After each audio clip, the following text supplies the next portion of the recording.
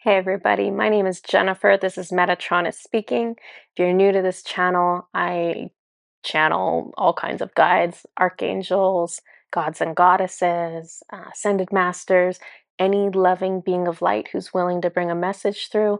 I'm trying to bring those messages to all of you. So this message that I have for you today is actually a past lifetime that I channeled. It started off with me talking to Horus because he told me he wanted to channel with me. So I was like, okay. And Horus appeared to me as a golden falcon, which is one of the ways he likes to appear. But he still had this like golden vortex behind him, which is actually his true favorite form, is appearing as just like an energy mass that kind of spins. And so I see that, and the falcon screeches at me. So I'm like, okay.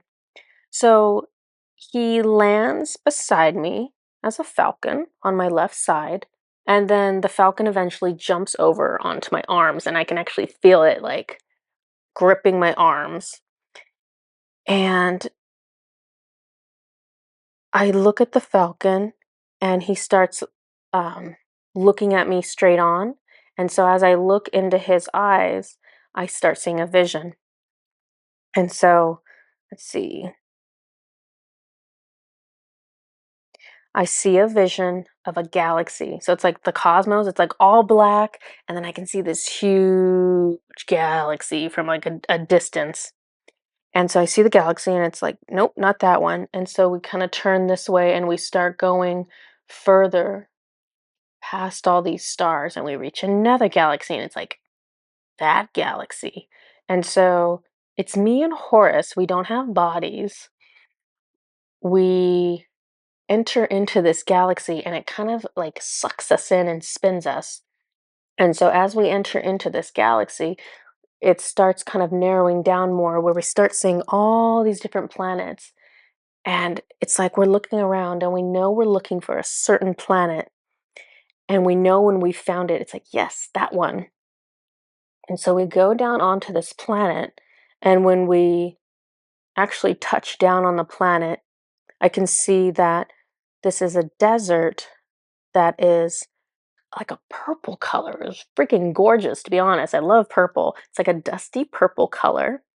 The sand was that color, and there were rocks that were that color also. Um,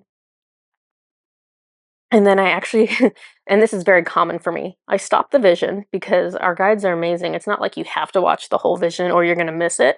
I'm like, stop, breaks. I love this vision. Let's go back to it. But I have questions. And so I'm like, hey, Horus, like, what galaxy are we in? And it ended up being the Milky Way. And so I was like, what planet is it? Because I've never seen this planet before. And he says, we are on Altair. So Altair is a planet in the, I might be saying this wrong, Aquila, I think it's Aquila constellation. Um, it's funny because I have this huge board off to the side of this room that lists a lot of different galactic groups by constellation, because that's how they have me grouping things right now for the book that I will eventually write about all these galactic groups and whatever I know about them.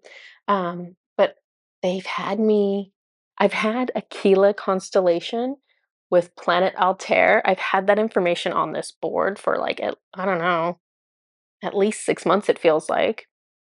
And so it's just been sitting on this board. So I'm like waiting to get information on Altair. So this is the first information I'm getting. It's not a ton, to be honest. The focus is really on my personal experience, not the generalities of the planet. But anyways, um, so I'm like, thank you, Horus. Let's go back into the vision. So I look back at the vision, and I'm looking down at myself, and I can see my skin is like white, but I have like some bluish markings on me in different places. Not very much, but some.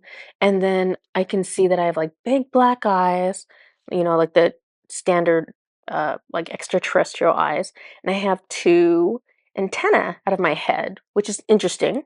The only other time I've seen that, I believe, is just on uh, Betelgeuse. I don't know how you say it. I say Betelgeuse, to be honest. But it's one of the Orion planets that has. antennas on their individuals as well. So, anyways, so that's what I see. We are wearing clothing. We do not have facial expressions, which means we speak telepathically. So that actually explains the antenna a lot because um, most people aren't aware of this. But so, okay, you have your crown chakra, which is a major chakra. There are 4 other minor chakras that support this major chakra. So 2 of them are up here. So it would be the equivalent location of antennas if we had antennas. And so that them having antennas is an indication that in that lifetime, those minor chakras are open for them in that lifetime. And the other 2 chakras are right about here, couple inches above the ear, which coincides with like elven ears. So those elven ears on people from Ghana, they serve a purpose. It's not just, oh, hey, they have pointy ears. They're pointy ears because they are activating those minor chakras that support the crown chakra. So if you see a being that has the extended out ears, or if you see a being that has a head that goes up really high, or they have antennas that goes up really high, it's an indication that they are able to obtain more psychic information than like a human. They have more channels open than most humans. Let's see. Yeah, so that explains the antennae, which help to pick up additional sensory information. So the clothing they have, they're wearing loose pants. They have on like these tunic-like shirts that are split on the sides in order to allow their legs lots of room to move. They are an androgynous group. I can tell that me, the one I am, I can tell that I prefer to be masculine in that lifetime. And the person next to me, I thought it was like Horus, right? It's not Horus anymore. It's a female energy, and I know that this is my partner in a lifetime. It's difficult to move around in this desert because the sand is actually really deep. And so it's kind of like every step is very uh, exhausting to get through this desert. So we're actually looking for something in this desert that we buried. And I see us digging up the sand and we find a golden genie lamp. And I actually cussed in real life when I was channeling this because I think people who don't know any better, if you see a genie lamp, you're like, yes, I'm gonna get a wish. This is gonna be amazing. And me, I'm like, no, no, no, no, no, no, no, no, no, no, no. Here's the thing. I haven't seen a genie yet until this. Hadn't seen a genie yet, but the beings on Mintanka, the Mintankan merpeople, Mintaka being one of the Orion planets, one of the Orion belt planets, the Mintankan merpeople are half genie, half fish. And I know for a fact that I've been super terrified of a whole lot of those merpeople because they're very they have the potential to be very powerful. They have the potential to be very dark.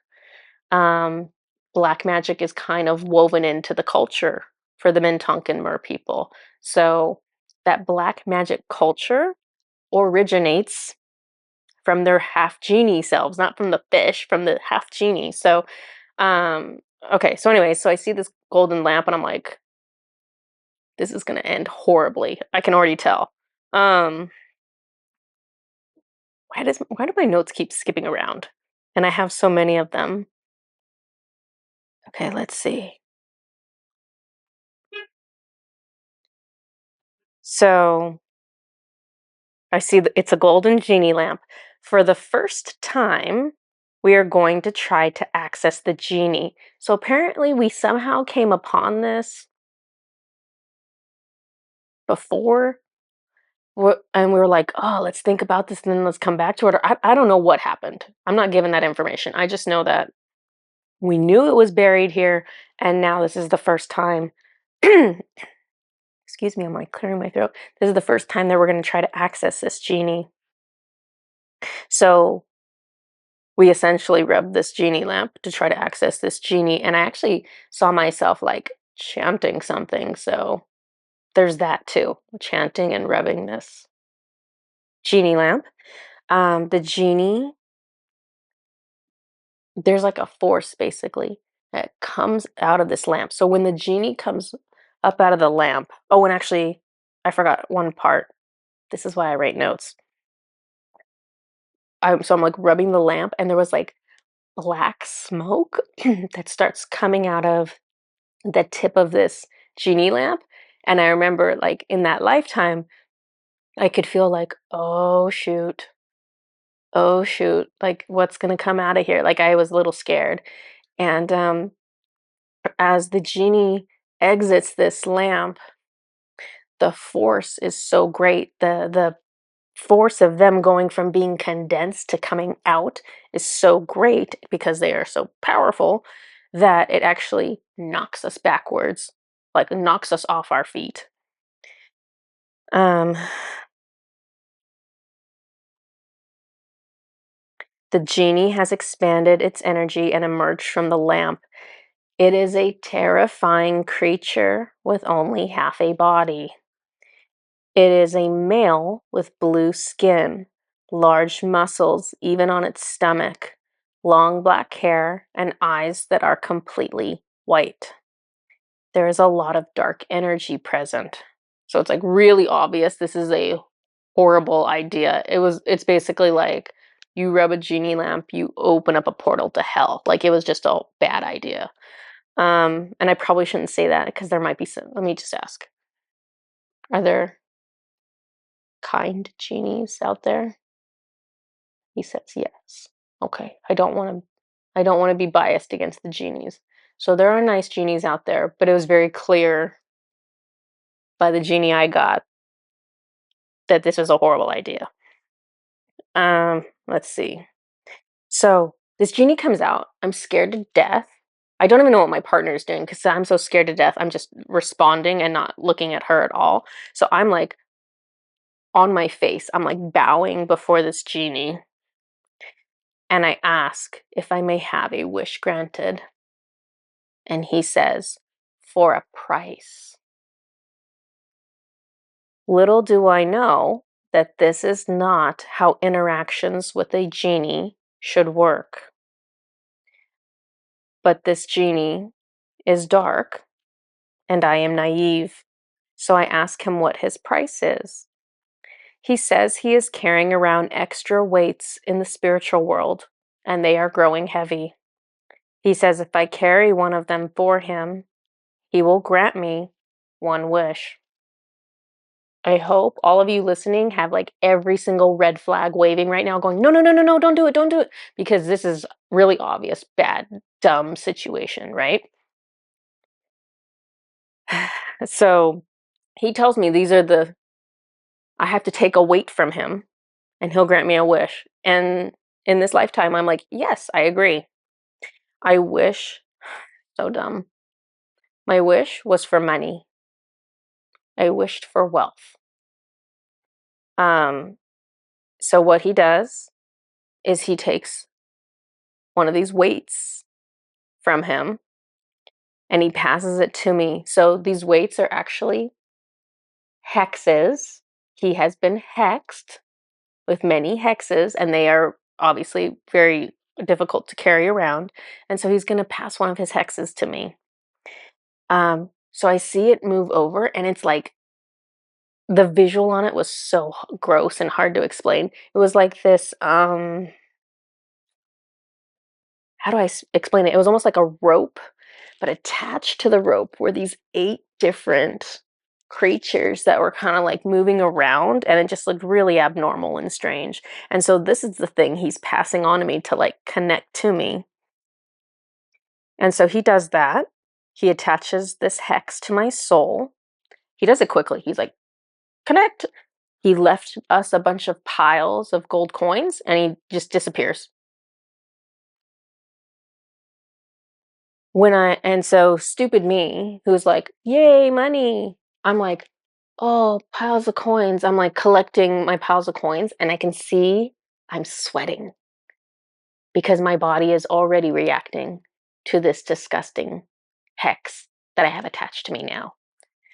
Um, so I like stopped the vision at that point because I was like, okay, I need to talk to Metatron. Metatron, can you tell me what these what the 8 parts of this hex is? Because he said it was a hex and it was one item, but to me, someone who works with black magic to remove it from people, to me it's like this is 8 different hexes wrapped into one package. This is like a really evil thing. And so I'm like, can you tell me what the purpose of these 8 things are? And so he told me, this is what I was cursed with: to struggle in vain, to waste time battling myself, to be afraid, to close off my heart, to be blind to opportunities, to feel alone, to feel rejected, to lose hope. So no wonder this thing looked awful. Those are awful. Any one of those is an awful thing to carry around, let alone all of them. So there's that. So that has all cleared for me now. I'm still working out the residual impacts because when you have a hex or when you have a trauma block and you hold on to it for many lifetimes, you start getting conditioned to thinking a certain way. And so sometimes, even though the hex is removed, or even though the trauma is removed, we have to train ourselves to think in the proper way. And it takes time to undo that routine and become more conscious in how we view things. And so I'm still working on that part of it, but the actual hex itself has been removed from me. And I removed it through my own process, through my own service that I have for black magic clearing and protection. So part of that service includes a ritual that the person goes home and does for 7 days in a row. And that ritual breaks any agreements, contracts, or oaths that are not in the person's best interest. So obviously, this is an example of how in a past lifetime, someone could make an agreement. That's a really bad idea. Um, when I first created the service, I did it because a client asked me to. And Metatron was like, yes. And there was actually another client that was like, oh, yeah, I could benefit from this too. So I was like, oh, okay, cool. 2 people, great. And I really thought that those would probably be the only 2 people who would ever use the service, but it seemed really important. So I set it up and I learned how to do it through Metatron and through Gandalf the White. But it turned out to be a learning opportunity for me because it's nowhere near as rare as one would think. Um, so black magic, I found that it's actually very common for light workers. I don't know if it's in the general population or not because I don't really work with the general population, but for light workers, it's actually a rather common thing for me to see for lots of reasons. One, kind of something like I just told you about, where you just make a stupid choice. Um, Another way that I tend to see this is if you're an individual that loves magic, like you have Merlin as a guide, or Gandalf as a guide, or fairies as a guide, um, you love Harry Potter, anything like that. If you're really into magic, that's because you have a history with practicing magic, either in your current lifetime or probably lots of past lifetimes. So, whenever someone practices magic, even if it's just white magic and it's always for good and it's always with love, anyone who has a history of that has a higher risk of having black magic, hexes, cords, implants, like all these things. And the reason is that if you have a lifetime and you're like practicing all this love and light, just like a light worker, right? You're practicing all this love and light, you kind of stand out more to people who are here to practice darkness and spread darkness. And the light irritates the darkness. And so the darkness wants to do something to stop that light. And so this is how people who have, nothing crazy in their past, they're just doing white magic, they're just spreading love, they're just creating, they're just manifesting.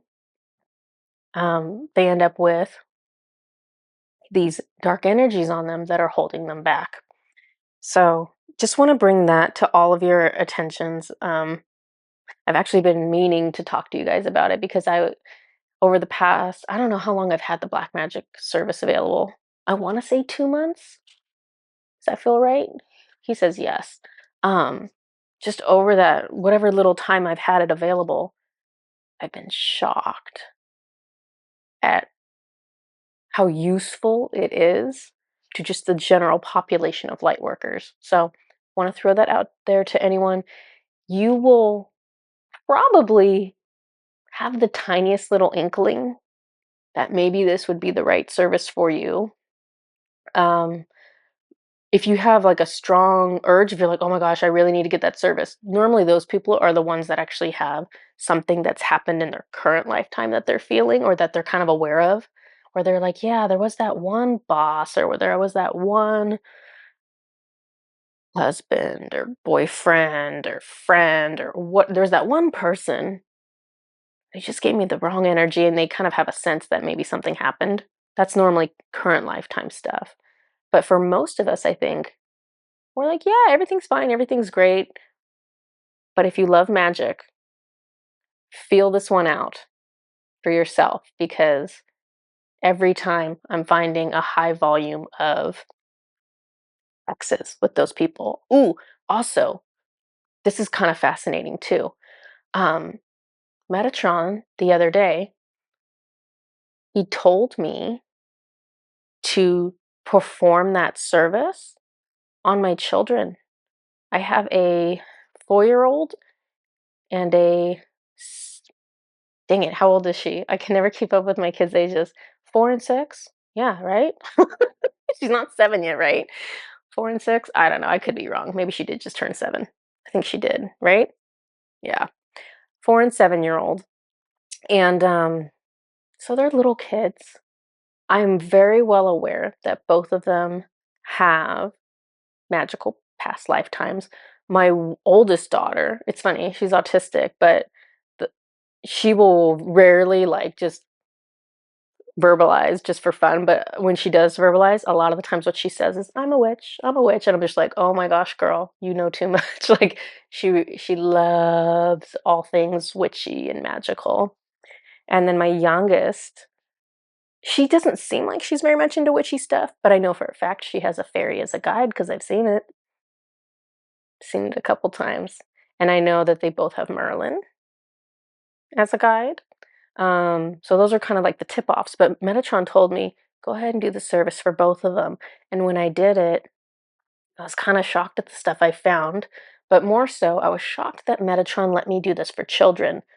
Normally, we don't perform services for children. Normally, we don't perform services for, I don't know, somebody under the age of 16.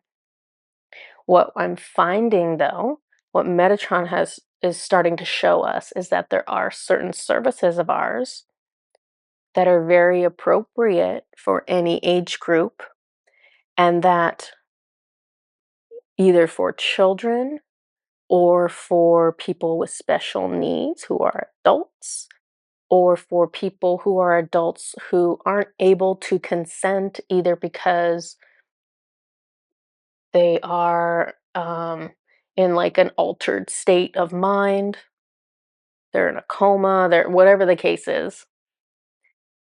Basically, people who aren't old enough or of the state of mind to be able to give consent for a service. for certain services, we're able to communicate with their higher selves and ask, are you willing to accept this? Because the higher self will do will accept anything that's in the best interest of the individual. If for some reason they need to, like, let's say they have hexes. For some reason they have hexes, and for some reason it actually is in the best interest for them to have them still, then the higher self would tell us no. Never had that happen yet. But basically, we can get consent through the higher self. So I have done that with clients where either they have like a condition, like a mental condition, or special needs. So if you have, if you know someone who you are interested in having this service for, the black magic service, it is one of the few services, I'm going to say at this point, that we know of, that it's possible for us to do for anyone potentially. So if you are curious, like, hey, can you do this for my child? Can you do this for my special needs family member? Can you do this for this person who has an addiction? Whatever the case is, you can check with us and we can see if that's a possibility. Um, okay, I think that's everything. Yeah, okay, that's everything that I wanted to talk about in this one. So I feel like there's something else, Metatron. We're good.